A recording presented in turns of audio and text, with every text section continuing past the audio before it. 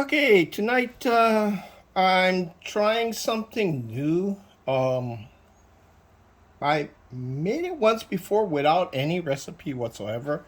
I just looked at a picture and kind of guessed everything. I served it to an Ethiopian student and she seemed to like it. Okay, that was raw meat and butter and melted butter and some spices that I had in the cabinet. I no idea. I just threw everything together. I just literally grabbed all the spices I had in the cabinet and threw it all together. Now, this is some years later. Um, Now that we have YouTube and online, and I actually looked up the recipe. I was curious.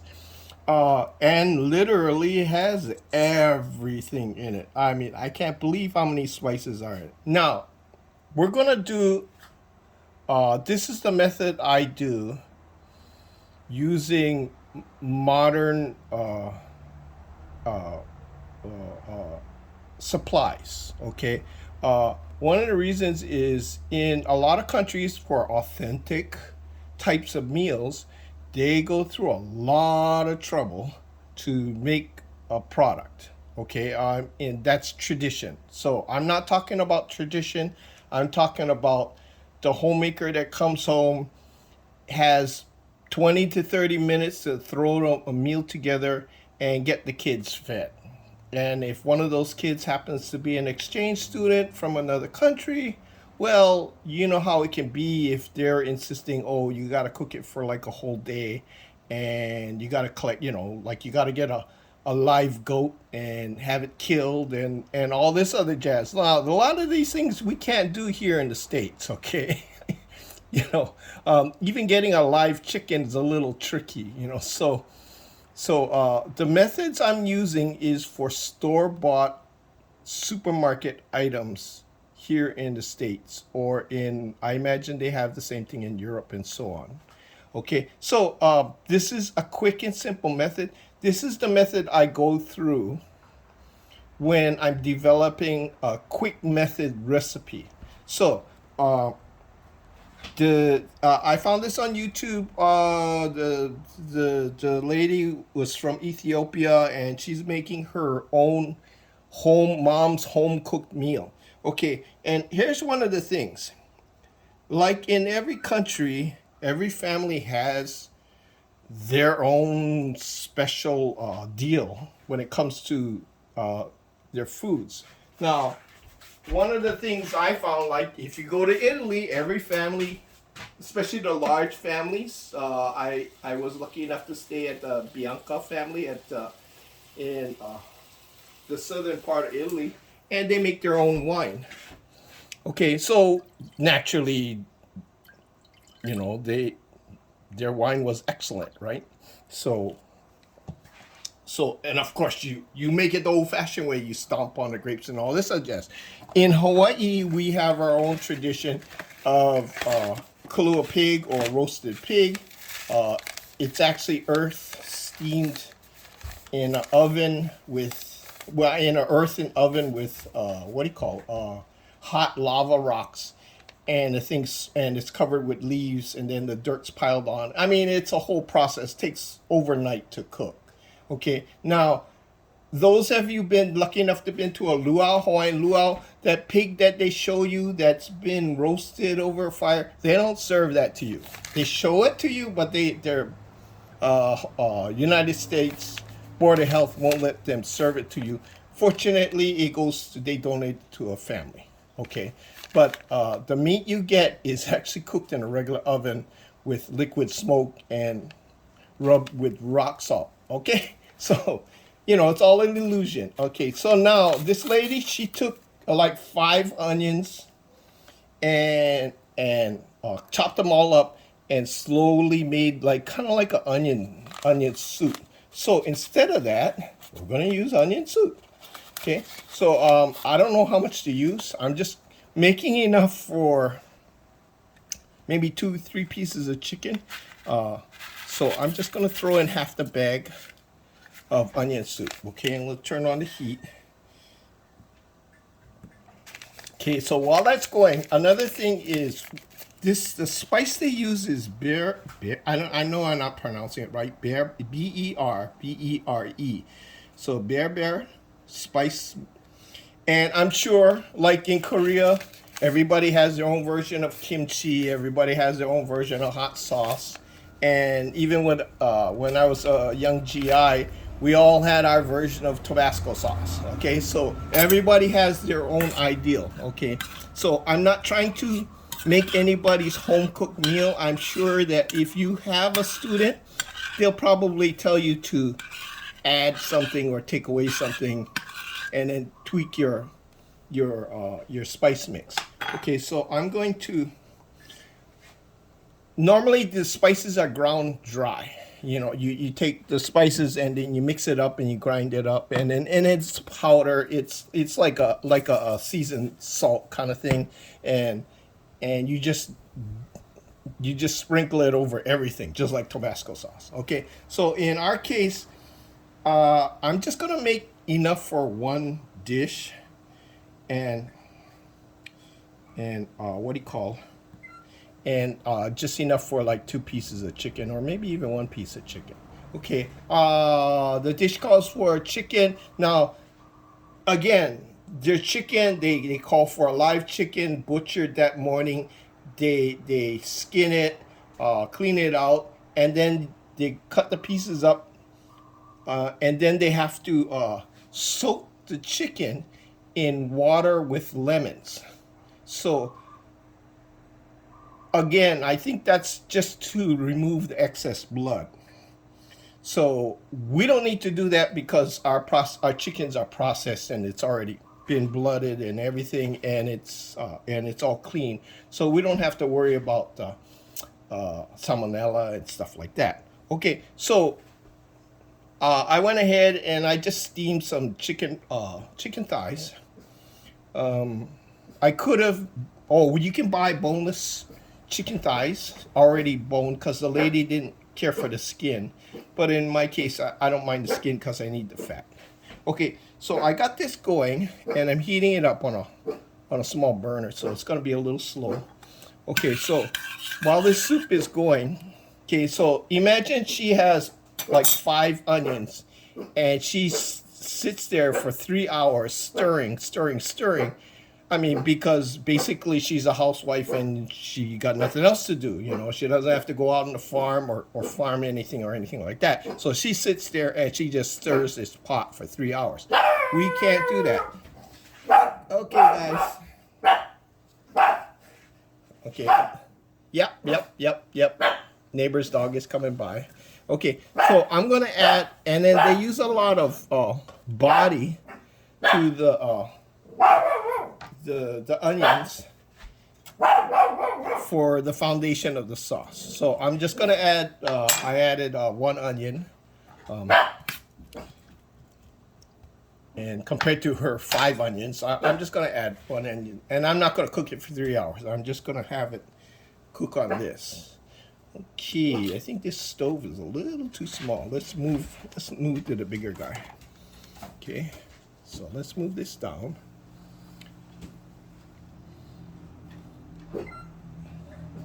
And let's get the party going.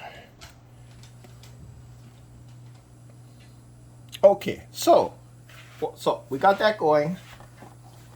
Okay, I'm gonna use a Japanese method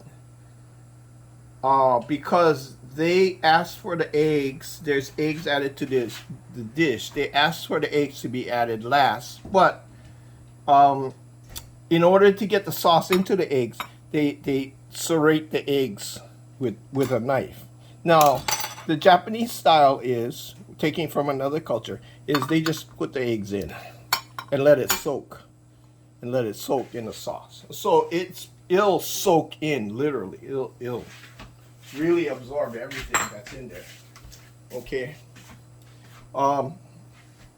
Okay, so first thing we got, the onions is actually for the body of the dish, not the spice mix. The spice mix comes now. So Again, I'm not using the powdered mix. I'm just gonna, because you would mix all these ingredients in a powder, grind it up, and then keep it as a powder, and then just use it as you need it. So I'm just gonna add it to this. They want a 1/4 teaspoon of nutmeg. I'm just gonna adjust for because we're not making a big pot here. So that's a little, wow, that's strong. And then I got some ground allspice. It looks like it asked for more allspice, so I could give 3 dashes for that. Now, fenugreek, I'm not sure what that is, but I don't have it, so we're just gonna skip that. There's only a teaspoon in it. 1/2 teaspoon of cloves.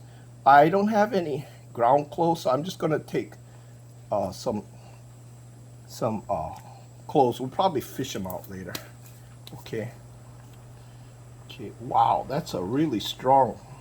It's starting to get spicy. Okay, so I'm gonna lower the heat because I don't want to burn anything.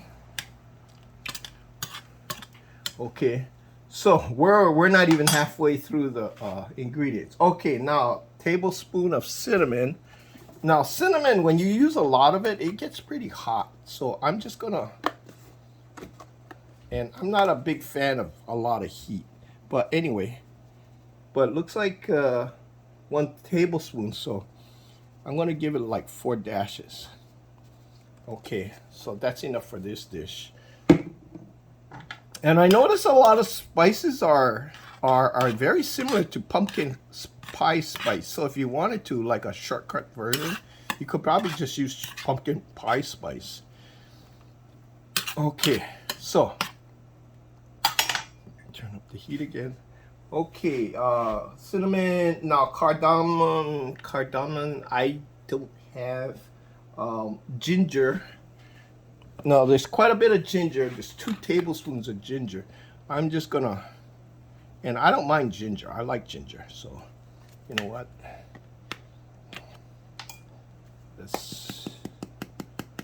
That's 1, and it's 2 tablespoons of ginger. I'm going heavy on the ginger because, like I said, I don't mind ginger. Okay, now this calls for 2 tablespoons of paprika. I mean, not paprika, cayenne pepper. Okay, that's way too much. This stuff is hot. It's like I just use a dash. So what I'm gonna do is I'm just gonna use a slight dash because I don't want to burn my head off. Okay, so that's the basic ingredients. Okay, I found online other more elaborate ingredients, and one of them was like one of the main ingredients was cumin. So I don't know why this one doesn't have any cumin in it, but it's like one of the main ingredients for it. So I'm just gonna add it. Like I said, we're winging this. We have no idea. I have no idea how this is gonna come out. I don't even know what flavor we're looking for. So I'm gonna add at least a tablespoon. It's supposed to have more, but let's start out with that amount first. Okay, now another thing that there was a lot of was paprika. Now I think the paprika is more for color because it doesn't really have any heat. So I'm gonna add like 2 tablespoons, and that should bring us up to the right color. Okay, so another thing they asked for was chili, and again they're trying to add a lot of heat, but this is not too bad. This is real mild chili. So I'm just gonna add like a teaspoon, and I use a lot of chili powder when I'm making chili beans. Okay, and I really like this crushed red pepper. It's got a nice heat to it, but not enough to like take your head off. So I'm just gonna add a little bit. Like I would add this much to my pizza. Okay, so now I noticed there wasn't any garlic, and I think in the dry mix they don't put garlic in because I don't think it'll keep in the spice mix, even though we have powdered garlic here. This is garlic salt, so I I noticed it doesn't have salt in the recipe. I'm not sure why. I think because there's so much heat. But anyway, I'm going to add a little bit of garlic. And I'm sure the salt will just add some saltiness to it. Okay, so that's all the spices. Now, I did notice one thing missing, oregano, which is surprising because oregano, from what I understand, oregano it came from the southern part of the maybe even Africa or southern. All I know, it was from down south, the Mediterranean South. So I'm kind of surprised why there's no oregano in here. And I imagine in some families they probably do add it. So I like oregano, so I'm just gonna add maybe a teaspoon. Of course, I love oregano in my Italian foods. So, and that's Mediterranean. So, because Ethiopia is right out on the shores of the Mediterranean. So this is almost, to me, this is almost like their version of curry. I mean, except it's red. The other one has, the Indian curry has a lot of turmeric, which is yellow. And so that's why, or there's also green curry too, depending on where you're from. Okay, so you can see right away, this is looking like, what? Doro, oh geez, it starts with a D-O-K-E, I believe, Doro, or there's a couple names. Anyway, it's Ethiopian spicy chicken with Berbere spices. Okay, so here you go. So you can see it's starting to look like it. I mean, it's got that deep red color. I have no idea how this is gonna taste because I can just smell the spices coming out. I mean, it's just wild. I really think it needs something to tone down like to smooth out the spices, but maybe the onions will as it cooks. Okay, now, so I'm not sure how much time passed, but I mean, I probably could cook this faster if I wasn't explaining things. And also we're experimenting too. So anyway, so I'm gonna add the chicken, and like I said, this has been steamed, so it's already cooked all the way through. Now they normally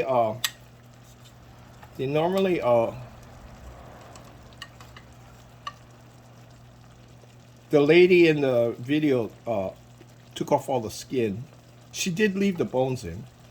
I would suggest boning the chicken. I mean, or just buying a tray of boneless chicken. It just depends on your preference.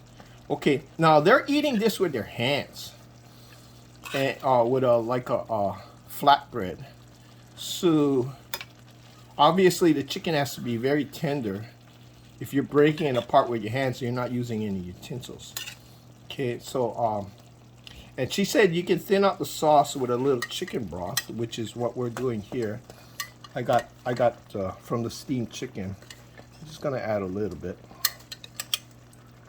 She says if you want a thicker sauce, you know, use less broth. Okay, so we got that. Okay. And I don't know how much time's passed, 20, 30 minutes, but it's already starting to look like. Now, she served it with the pieces whole, so I don't know if that's tradition. Personally, because we're going for speed here and convenience, I don't know if there's some rule you can't cut it up or whatever, but I'm just gonna break it up just to get the sauce in.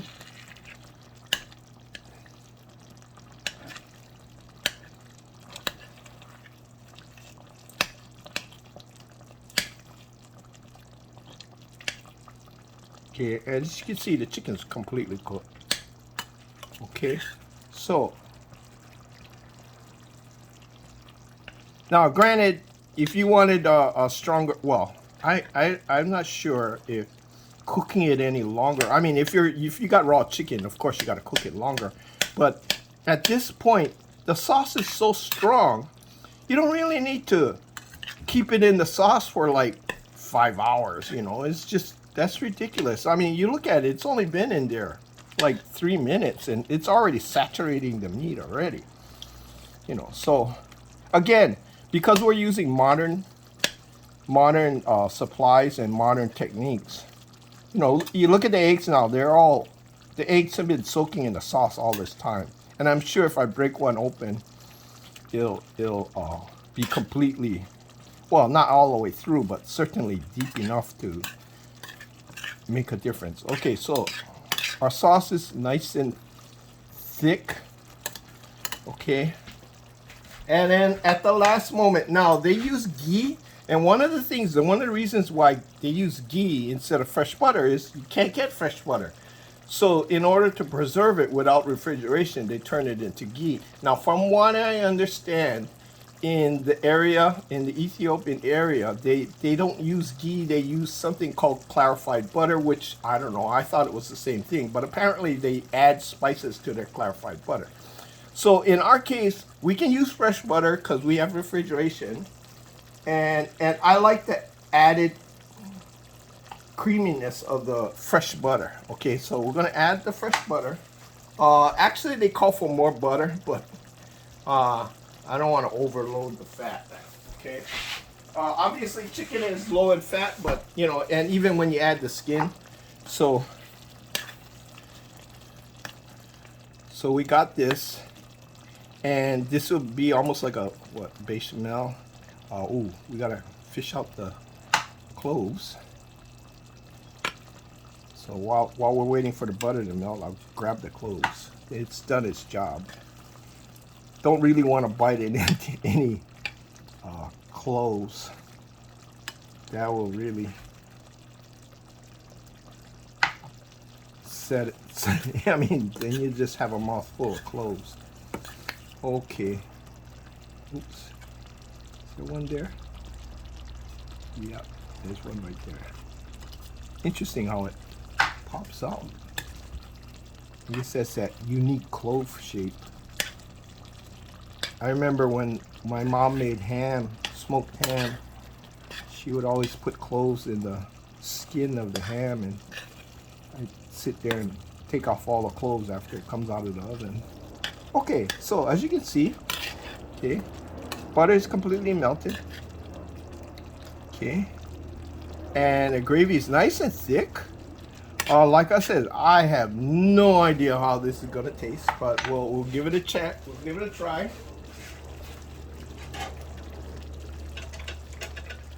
Give it a try. And sorry, I think you eat with your left hand. I don't know. I really don't know. So we're gonna put an egg there. We're gonna put some chicken. Okay. A little bit more chicken, some sauce, lots of sauce. Okay, let's put some more chicken. Okay. Okay.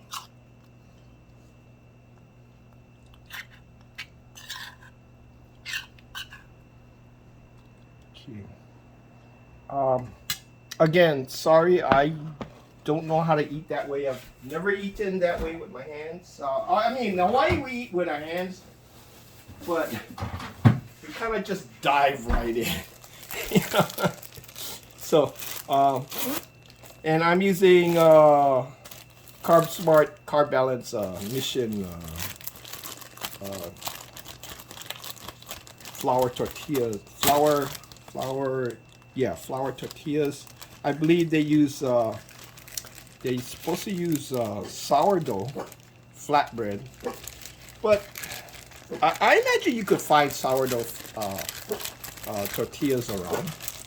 I imagine it would be around. Anyway,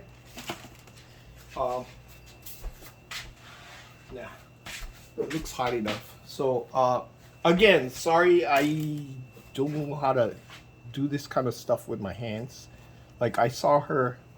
And I believe it's a left hand, and I don't use my left hand, so the way she did it, it was she took a little bit of the egg and then a little bit of the chicken, which, like I said, I don't know how they do it. I guess with a lot of practice. And then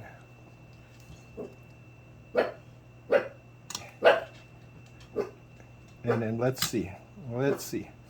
And I like I said, you're supposed to eat it with one hand, but I don't know how they do it.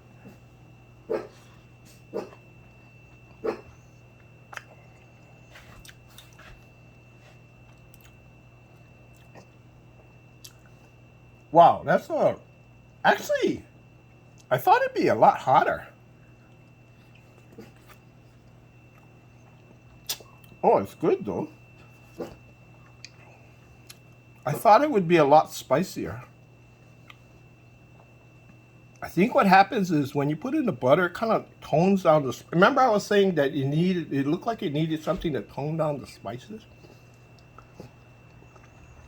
I think that's what the butter does, and the egg does too. The egg seems to tone everything down. So, I think the creaminess of the egg going with the chicken. Now I'm gonna eat it Mexican style, like a burrito. But actually, it could use more heat. I mean, for me, I'm kind of like in the middle, a mild hot kind of guy. I probably would double amount on the hot spices.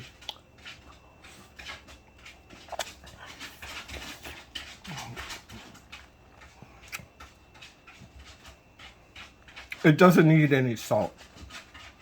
Though I can taste the salt from the garlic salt, but it doesn't need any salt at all.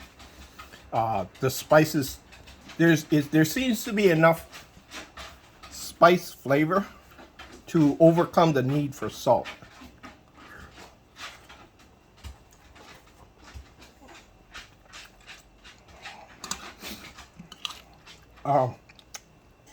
Sorry, but this is actually growing on me.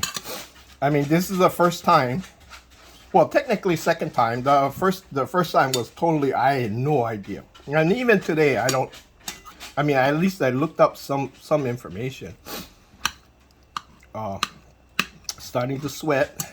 Normally when you eat hot foods, but it's like I can't get enough of this sauce. This sauce is really good.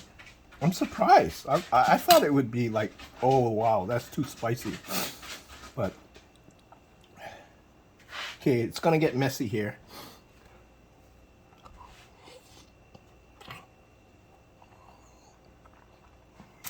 No, this definitely doesn't need any salt.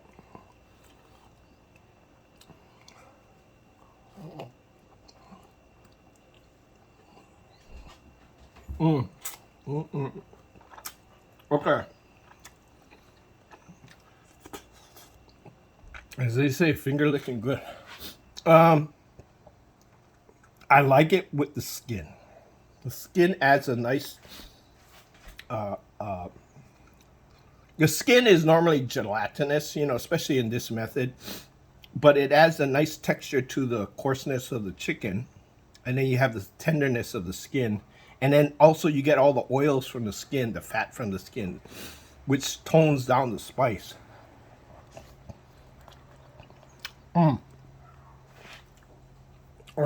Okay. Anyway, nice first try. Actually, I think it'd be good just as is. But again, if you have somebody that's familiar with this dish, they'll probably critique it and add other flavors or even their own uniqueness to it. And go for it, you know. It's always something new. Okay? Have fun.